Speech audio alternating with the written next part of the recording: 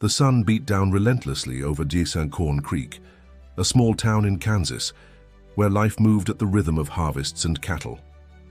Mrs. Lucy Henderson and her daughter, Marion, embodied the hard-working soul of that rural community. Though their ranch, White Dove Farm Thigsown, was modest in size, the quality of their products and the honesty with which they ran their business had earned them the respect of everyone in town. That April morning, the old 1995 Ford pickup that had served them for over 2 decades finally gave out. A metallic clank, followed by black smoke spewing from the engine, was the final verdict for their faithful vehicle. "It was time for it to retire, Mum," said Marion, wiping sweat from her forehead as she stared at the lifeless engine.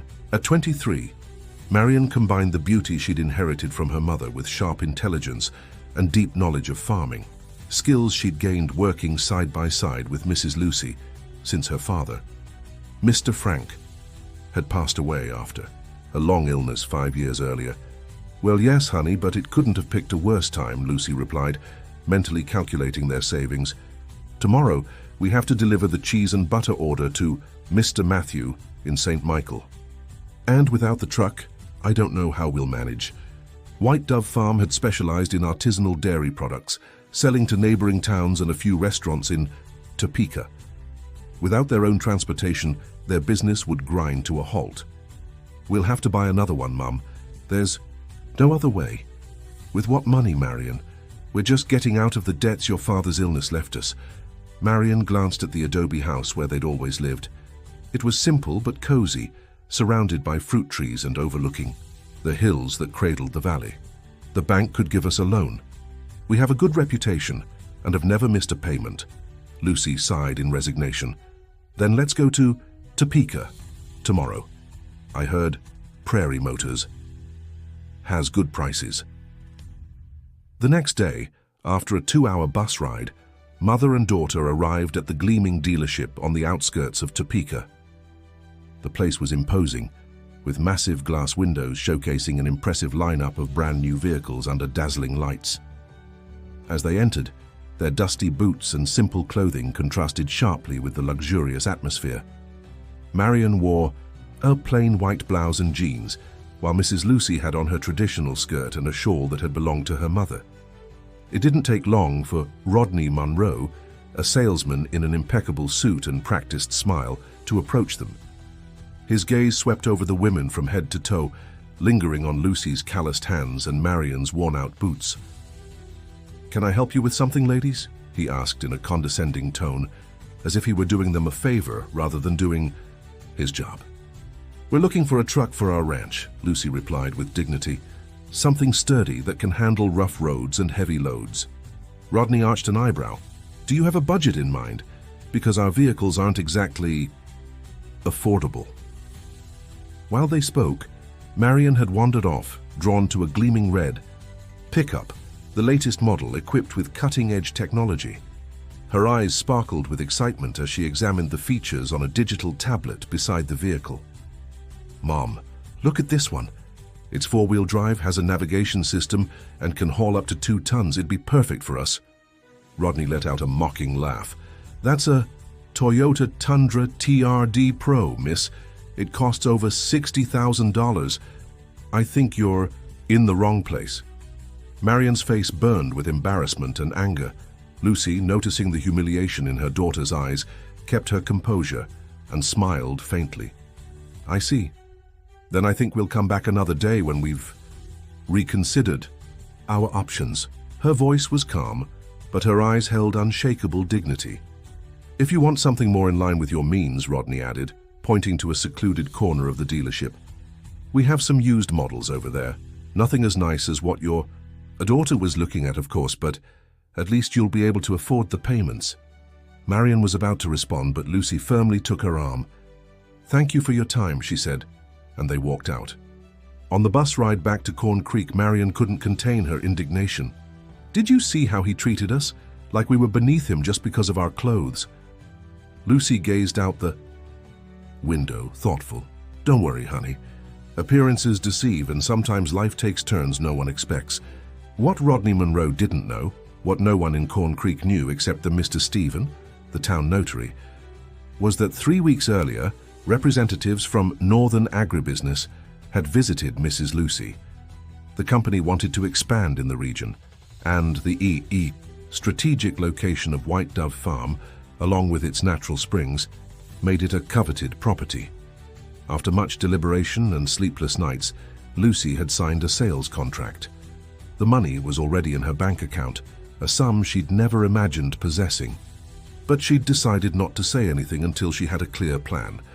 Marion had always dreamed of modernizing the ranch, expanding it, and now they had the means to make it happen on a new property they'd already seen on the outskirts of town.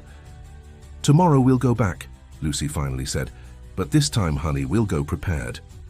Here's the continuation, adhering strictly to the original text while adapting names and locations to the American setting. This segment maximizes character count while preserving every narrative beat. The dawn over Juan's Corn Creek brought a crisp breeze that swayed the cornfields and a clear sky promising a perfect day to execute Lucy's plan. Before breakfast, she headed to the town's only bank, a small branch where everyone knew each other. Mr. Julian, the manager, greeted her with the familiarity of someone who'd served a client for decades. "Mrs. Lucy, what brings you here so early? How can I help?" "I need to make a significant withdrawal, Mr. Julian, and a certified check." Minutes later, Lucy left the bank with a check in hand and a discreet smile. At home, Marion waited with the table set and coffee steaming. "What time are we leaving for Topeka, Mum?" 10 o'clock, honey. "But first I need to tell you something." Lucy sat across from her daughter and in a measured tone revealed the truth about selling the ranch. At first, Marion's eyes welled with tears. White Dove Farm wasn't just land and livestock. It was the home where she'd grown up, where memories of her father lived. "But why, Mom? This ranch is our life." "Exactly, Marion.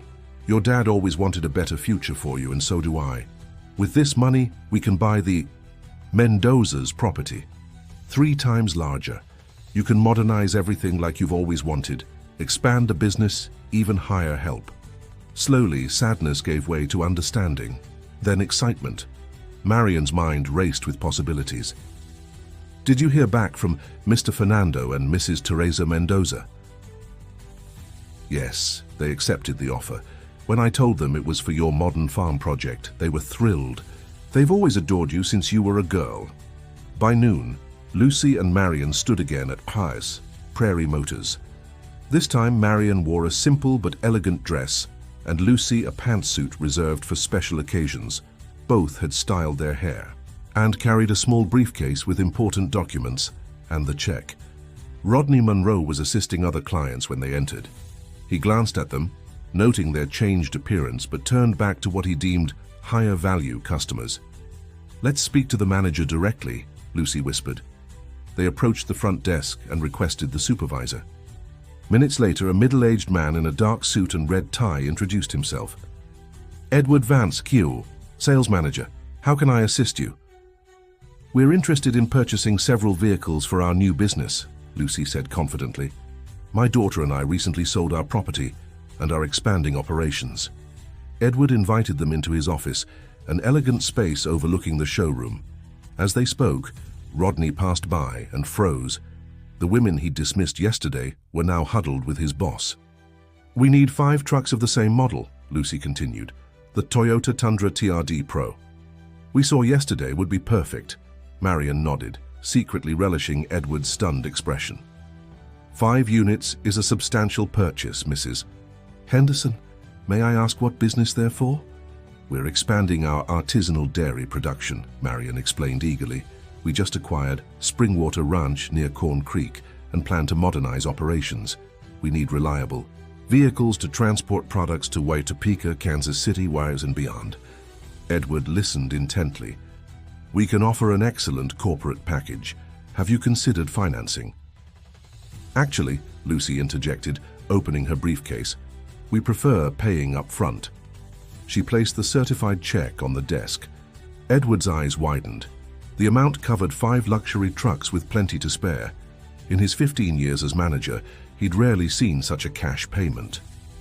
Of course, Mrs. Henderson, with this we can offer even better terms. Would you like to review color options and tech specs? As Edward led them through the showroom, Rodney watched in disbelief. His boss had summoned other salespeople to assist the women he'd snubbed. When they passed him, Marion locked eyes with him. "Excuse me, didn't you help us yesterday?" she asked, feigning innocence. Rodney swallowed. "Yes, miss, I did." "How funny," Marion continued, "because yesterday you said these trucks were out of our reach. Now we're buying 5. Rodney paled. Edward glared at him. "Rodney, see me after we finish with the Hendersons." His tone promised consequences. The rest of the afternoon was a whirlwind of paperwork, signatures and decisions on colors and accessories. Edward confirmed the trucks would be ready in 3 days, with all legalities handled. As a final touch, he arranged a premium chauffeur service to drive them back to Corn Creek. "A pleasure doing business with you," Edward said, shaking their hands. "And please accept my apologies for any prior misunderstandings. At sea, Prairie Motors, and we value every client." On the ride home, Lucy watched the landscape fly by, marveling at how much their lives had changed. Marion buzzed with ideas for transforming Dee's Springwater Ranch into a venture worthy of her father's legacy. "Did you see his face when you showed the check?" Marion laughed. "I don't think he'd ever seen that much money." "What we saw today, honey, is that respect isn't bought with money, but sometimes money makes them respect you." Lucy squeezed Marion's hand. "Now let's use this blessing wisely. Here's the continuation with maximum character count while maintaining complete fidelity to the original story." Neither woman could have imagined that as they returned to Corn Creek, a phone call at Northern Agribusiness headquarters was about to change their lives again. Vincent Foster, CEO of the company and one of Kansas's most influential businessmen, had just learned from his lawyers there was a problem with the White Dove Farm purchase. An error in the original property documents threatened to invalidate the entire transaction. 3 days later, just as Edward Vance had promised, 5 gleaming Toyota Tundras arrived in Corn Creek. The caravan of identical red trucks caused a sensation in the small town. Children and adults poured out of houses to watch the impressive procession roll down Main Street before stopping at White Dove Farm.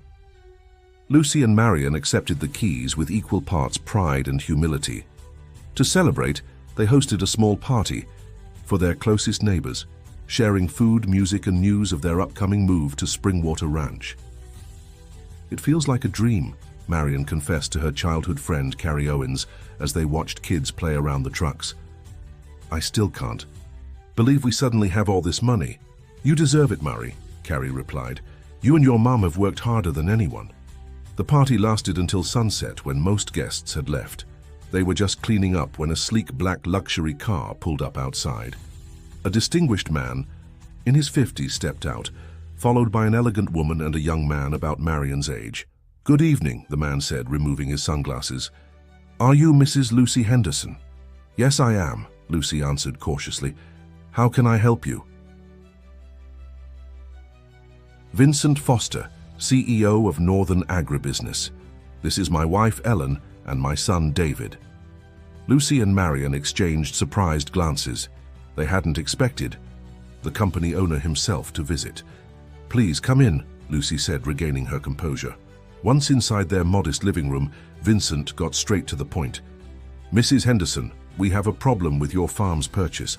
Our lawyers discovered discrepancies in the original property records." Lucy felt the ground shift beneath her. "What kind of discrepancies?" "According to historical records, part of your land legally belongs to the original indigenous community of this region. A legal technicality, but enough to complicate matters." Marion, who'd been silent until now, spoke firmly. "That's impossible. My great-grandfather bought this land nearly a century ago. We have all the proper paperwork." David Foster, who'd been quietly observing, leaned forward. "The issue isn't with your current documents, Miss Henderson. It's with the original 1930 records when the property was first registered. Apparently there's a 12-acre parcel that was never formally transferred. And what does this mean for us? Lucy asked, dreading the answer. Vincent sighed. It means the sale is at risk. Our investors won't approve the transaction with this legal uncertainty. The heavy silence that followed was broken when Ellen Foster, who'd been studying their interaction, spoke for the first time. Vincent, remember the Pine Ridge case? The cooperative model worked perfectly there. Vincent's expression brightened. You're right. We could establish an agreement where the local community benefits directly from our planned development. What kind of development exactly? Marion asked, growing more interested. We want to build a dairy processing plant, David explained. The mineral content in your spring water gives it unique properties that would enhance product quality. As Marion and Lucy exchanged glances, Marion suddenly proposed, I have an idea. What if instead of just buying our land, we form a partnership? You have capital and infrastructure. We have generations of family recipes, local knowledge, and community trust. David smiled, clearly impressed. That's brilliant. We could create a premium line of artisanal products under a joint brand. Vincent studied Marion with new respect. Miss Henderson, do you have business training? I took agricultural business courses by correspondence for 3 years, Marion said proudly. I've always wanted to modernize our ranch, but never had. The capital. Until now, Ellen added. Vincent, we should seriously consider this. A local partnership would be excellent for our corporate image and resolve the legal issues. Over the next hours, ideas flowed freely. Lucy watched with pride. Hare's Marion negotiated skillfully, protecting their interests while remaining open to compromise. David and Marion seemed particularly in sync, sharing similar visions for sustainable agriculture and honoring local traditions. By evening, they drafted a preliminary agreement. Northern Agribusiness and the Hendersons would form a joint venture.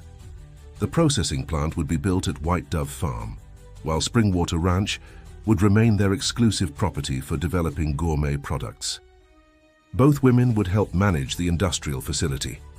This calls for a toast, Vincent said, producing an aged bourbon from his briefcase, to a prosperous, lasting partnership. As glasses clinked, David leaned toward Marion. I have to confess something. When Dad said we were meeting the ranch owners, I never expected someone like you. Marion smiled. And what am I like, according to you? Smart, determined, forward-thinking. Exactly the kind of person I'd want to work with, and maybe get to know better. 3 months later, Corn Creek's transformation was undeniable. Construction of the processing plant had created jobs for many townspeople. Springwater Ranch, renovated according to Marion's plans, had become an agricultural innovation center, experimenting with eco-friendly techniques. The 5 red trucks now traveled daily across the region, delivering fresh products to nearby cities. Their joint brand, Heritage Valley, was gaining recognition for exceptional cheeses, creams, and butters.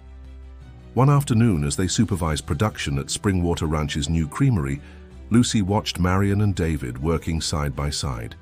Their professional chemistry was unmistakable, but so was something more personal. You know, honey, Lucy said when David stepped away to take a call, your father would be so proud of you. You think so, Mom? I know it. You've built something we never dreamed possible, and you've done it without losing what matters. Marion hugged her mother. None of this would have happened without you. You had the courage to sell the ranch, to face that arrogant salesman, to bet on something new. And to think it all started because our old truck broke down, Lucy laughed. Appearances can be deceiving, right? Like that salesman who judged us by our clothes. Lucy nodded. I heard Edward fired him after our incident, but I don't take joy in that. I hope he learned his lesson. Speaking of lessons, Marion said with a mischievous smile, David and I are going to Kansas City next weekend. A business trip? Lucy asked, though her tone suggested she knew better. Not exactly. He wants to introduce me to his grandparents. Lucy's eyes lit up. Sweetheart, is this serious then? As serious as that look you're giving me right now, Marion replied, blushing slightly. But don't get too excited, we're still getting to know each other. David returned with documents in hand. "Mrs. Henderson, Marion, great news. Our products just got approved for export to the US and Canada." The 3 remaining trucks they'd bought that memorable day would now have even more work. As the sun set over Springwater Ranch's transformed fields, Lucy reflected on life's unexpected turns. From hardship had come opportunity, and from wounded, pride, a future brighter than either could have imagined. The true wealth, Lucy realized, wasn't in new trucks or bank accounts. It was in the dignity with which they'd faced challenges, in Marion's intelligence and determination, and in the new relationships forged, thanks to that old truck that broke down at just the right moment.